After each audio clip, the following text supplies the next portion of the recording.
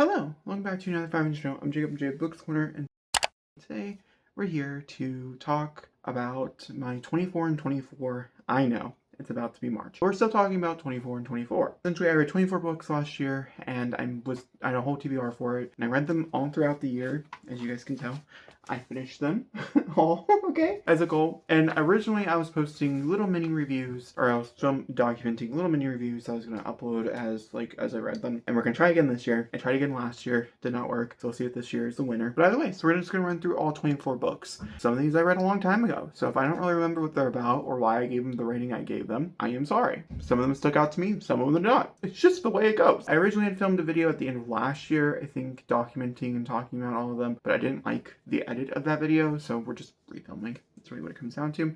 That being said, let's go ahead and jump into the 24 books I read in 2024, starting with Mislaid in Parts Half Known by Seanan McGuire. This is the 9th book. I want to say it's the 9th book in the Wayward Children series. I gave it a 3.25. This one follows a character, I think, from the previous book. I think it's like a character that pops up in the previous book, if I'm not mistaken. And we're going into a world. The big thing I remember about this one is that I enjoyed the characters quite a bit. I still have the same problems with the pacing issue that I feel like Seanan McGuire has with this series. And also, if you're here for dinosaurs, turn away. It's not really for you.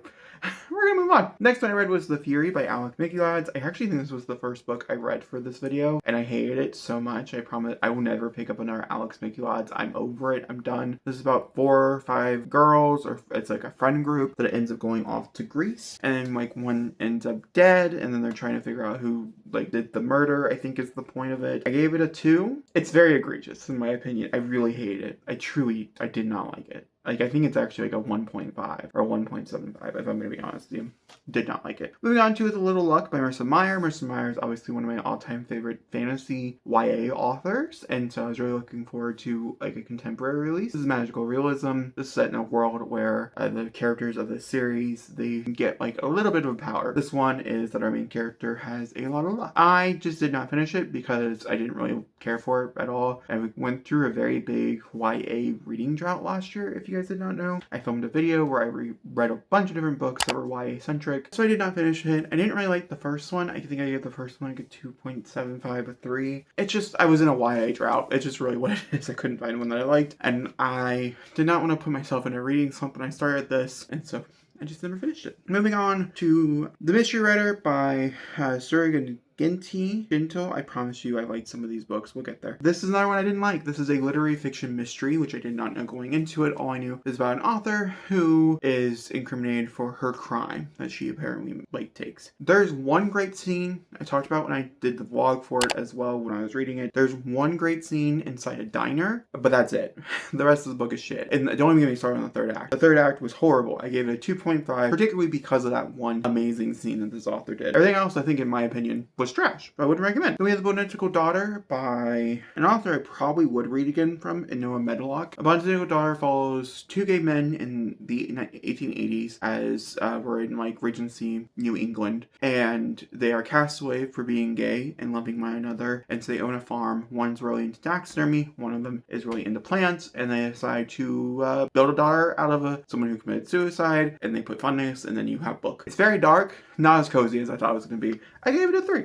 Would maybe recommend it depending if any of that sounded good to you. Then I read Icarus by Kay Akram. Icarus is another one of those books that I read for that video, and I ended up really not liking Icarus, as you guys already do know. I didn't think Icarus was horrible. I would probably recommend Icarus, but I found the character of Icarus himself to be quite frustrating and annoying to read from. I found the whole plot around Icarus also be frustrating. So because the chapters are so short, there's like 2 or 3 paragraphs a chapter. It's really quick, really like hectic. There's like 80 of them and things throughout the book. I found that I think I would have probably liked Kay Akram's writing as more as a physical read, but I could not get a hold of the book. I could only get a hold of the audiobook, so I had to read it the way I had to read it for this video, and I think that's probably the really big asterisk I would say. I would say read it physically. I didn't think the audiobook was that good. I gave it a 3 though. Objectively speaking, it did everything it was probably set out to do. Swallows a boy, his dad's an art thief, they end up stealing from this family a bunch, he makes replica paintings, put them back. One night the boy goes in to steal this really famous painting from this family, and the son was there, and it's about their relationship and a bunch of other shit. Moving on to my favorite book of last year, which is The Angels of Indian Lake by Stephen Graham Jones. There are 2 Stephen Graham Jones on this list. I will not make that mistake again. I'm trying to make it sure that it's one author for every list going forward. You guys will soon find out my 25 and 25 after this video goes out. I wanted this video to go out first. That being said, Angels of Indian Lake is the 3rd book in the Indian Lake trilogy. The 2nd book sitting right there. The 1st book is My Heart is a Chainsaw. My Heart is a Chainsaw stars Jade as she believes she's going through a modern day slasher as a senior. The 3rd book takes place 8 years after that event. I fucking adored it. It was beautiful, very hard to read. Oh my god, look up the triggers. I mean it. I honestly do look up the triggers. But I loved it. It was a 5. It was so fucking good. This is like a perfect trilogy in my opinion. I could not recommend it more if you can handle the content inside it. The way I've always described it is that the 1st book is a slow burn slasher. 70% of the novel is set up. The rest is full-blown slasher. The 2nd book is just a slasher. Oh my god, it's gory from page 1. 3rd book is a mixture between the both. I would say it's like 50% story, 50% murder and other things. Then I have The Boyfriend Subscription by, I can't remember who wrote this. Even Salvatore, I think is the one. This is like a Pretty Woman for Gay, I guess. Nora did it better, in my opinion. We'll get there. I really like the spicy stuff here. I think the steamy stuff really worked for me. It was really on the edge, really talking about things in books that I don't see very often, and this was a pretty well commercially sized book, if I'm not mistaken. I don't know if it had a huge backer behind it, but like I saw it promoted quite a bit, and so like that was really cool to see part of the gay sex community that I don't think is really talked about too much in commercial wise being more talked about. So like good for Steven Salvatore for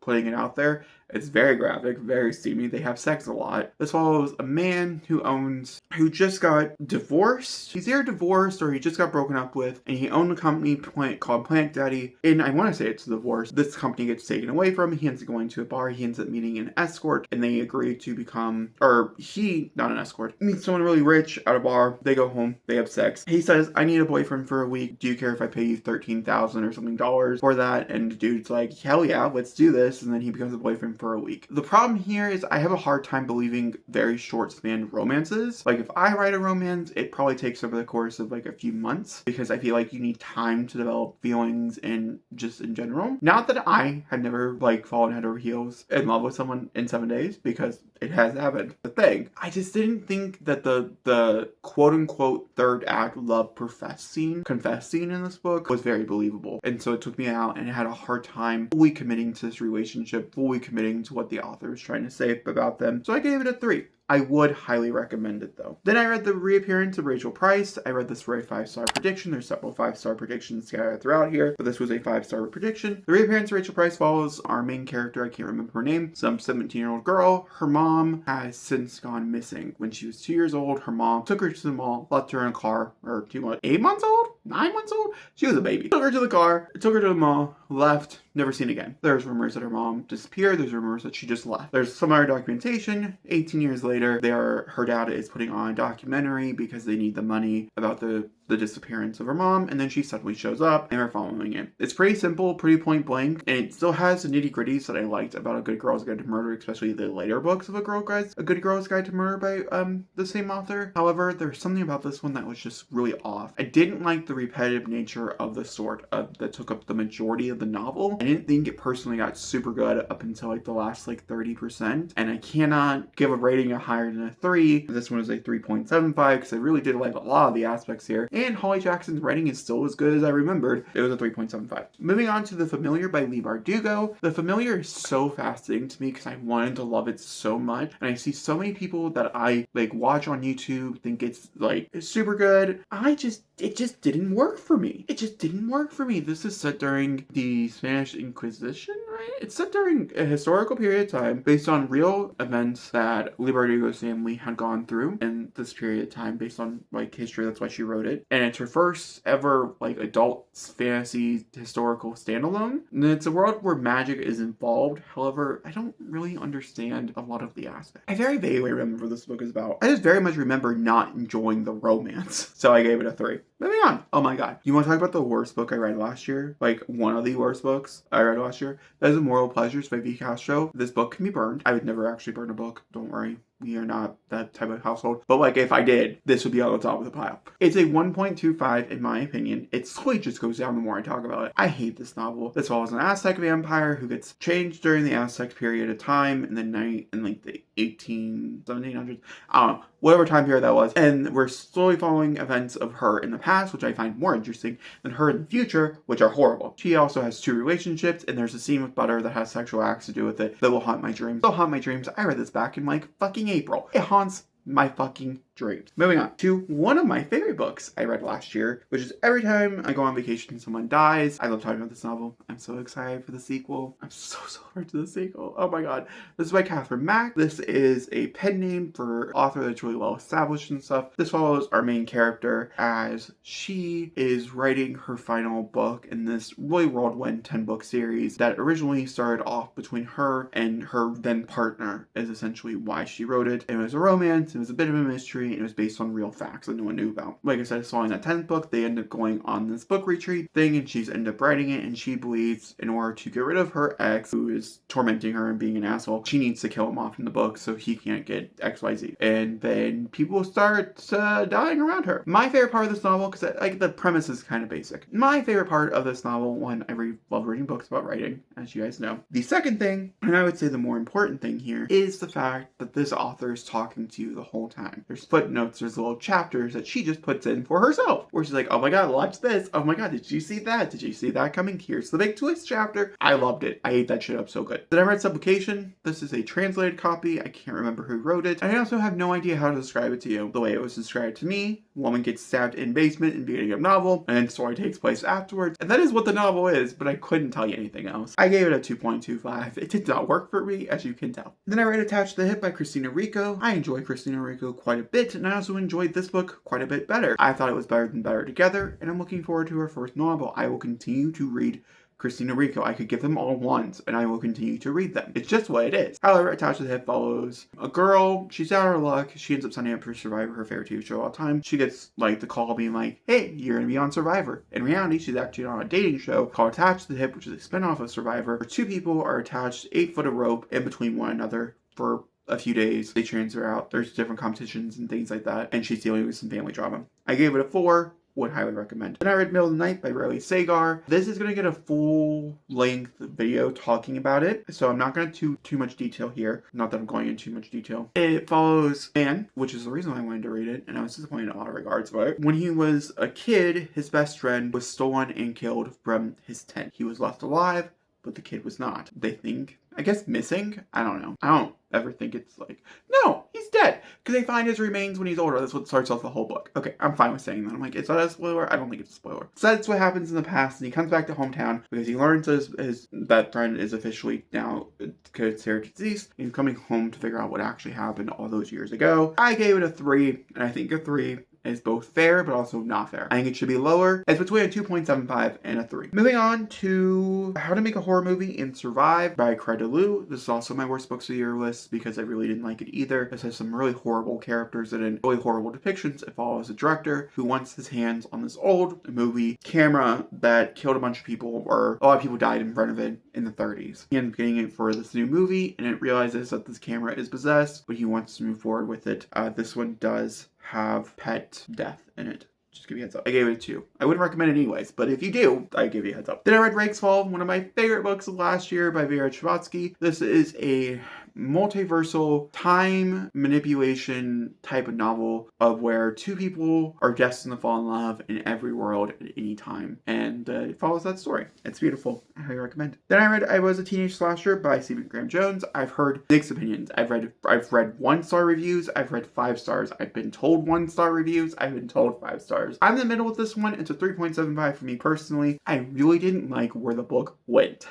It was not for me, but it was for some people, so I would recommend it. As well as a boy who is recounting his time as a teenage slasher. It's pretty self-explanatory when you get into it, and I don't want to tell you anything else about it because I do feel like there's some like really big oh my gods in the beginning, and I think you need to experience it for yourself. Then I read Clowns in Cornfield number 3, Church of Friendo, which is, I've been describing it as the weird religious one in the group, because that's what it is. We are talking about Friendo a clown. I have a whole reading vlog where I documented reading this process. I'll link you over there. I went in on a 3.25 for this novel. I did not like the direction, and I did not like the exclusion of characters for new characters. And once again, if we're talking horror trilogies, it's the weird religious one. Why are you here? I don't know. I understood the concept though, so please do not stop writing these. I will continue reading them. Didn't work for me. I will still read On a Cornfield every year for October though. Then I read The Dead Cattails Assassins by P. W.R. Clark, another author I will continue to pick up their writing for time on. Like, as soon as I find out they have a new release, I'm gonna pre-order that bitch. That's just what it is. So the same case for this one. This follows a group of people called Dead Cattails Assassins because they're assassins and they're dead. That's really what it is. And they end up going on to this mission to kill this person, and then it gets really complicated. I ended up on a 3.75 because in my personal opinion, this should be book one in a series, and the last third should be broken up into several books, or at least a duology, and it felt very rushed. But I would still recommend. Then I read The Pairing by Casey McQuestion. This is Casey McQuestion's newest romance. They are both characters are bisexual in this one. It follows Kit. I can never remember the other person's name. Kit and somebody else. And essentially, they decide, well, okay, the story begins with them in a relationship. They end up breaking up right before them taking on this European tour. And then 2 years later, they both decide to take this European tour before it expires. They decide on this tour that they're going to fuck as many people as they can. That's the way it's been promoted to you. That's the way I'm going to continue to promote it to you. I don't necessarily think that's exactly what it is, but it's good enough. I really like the story. I really like the characters quite a bit. Quite a bit. There's also a secondary romance in here that I absolutely fucking adored as well. So highly recommend, 5-star. Then I read The Brightness Between Us by Elliot Schaefer, the sequel to The Darkness Outside of Us, one of my favorite books of all time, if not my favorite sci-fi novel of all time. This did not work for me, but I have said in the past that I didn't know what I wanted. I didn't know what I was prepared for. What I got was not what I was expecting, not that I had a lot to expect, so I don't really know where that statement comes from. All I know is that, like, I wanted more from the novel than what it gave, but I also didn't want what would happen. Essentially, I can't tell you too much about this because it's a direct sequel following direct events from the first book. The first book follows Kodak and Ambrose as they are on a trip to go to Titan to save his sister, who went on a trip to figure out if they could, like, survive in space. And things happen. This book has 2 timelines. One of those timelines was not for me. That's all I will say. Okay, we're gonna move on. I gave it a 3, just a solid 3. And I do plan on rereading it again, just because I wasn't sold on it the first time, doesn't mean I won't enjoy it in the future, and I will continue reading Darkness Outside of Us, and I will probably the next time I read The Darkness Outside of Us, read The Brightness Between Us, and then decide on if I will continue onwards, or if this is just a sequel. I read, I know, I can move on. Then I read American Rapture by C.J. Lead. This is an extreme horror novel by an author that I absolutely adore. I will continue picking up novels from, even though I do think her writing got worse here. I don't know how to describe that to you. I just felt like, I mean, it's been a long time since I read Mayfly, so maybe it's the same level, but I just felt like Mayfly was more enjoyable. I don't know. It also is the content, I have a feeling. This is about a disease that ends up taking over the world. We're following a 16-year-old Catholic girl, so, like, it just gets complicated and get to go. But we're following a disease that is taking over the world where it turns everybody into murderous, horny people. Sure.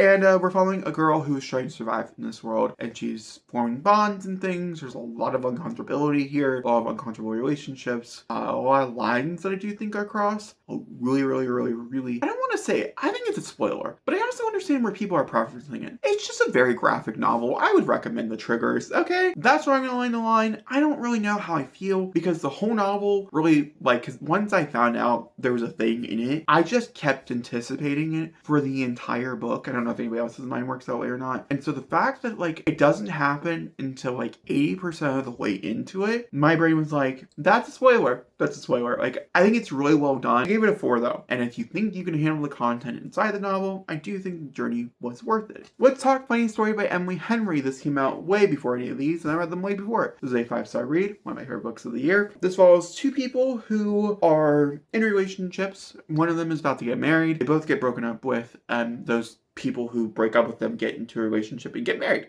or get engaged. They're both invited to the wedding. The one girl ends up going to the ex's partner and says, hey, I don't have a place to live. Can I live with you? He says, cool. They end up in a fake dating situation to go to this wedding. And it's beautiful. It's lovely. If you like Emily Henry's writing, I think this is some of her best. I couldn't recommend more. Fucking adore it. Alright, that being said, these are the 24 books I read in 2024 that were on my most anticipated list. Let me know if any of these sparked you. Have you read any of them? Let me know your guys' thoughts and opinions. That being said, I'll talk to you next time. Thanks for watching, and goodbye.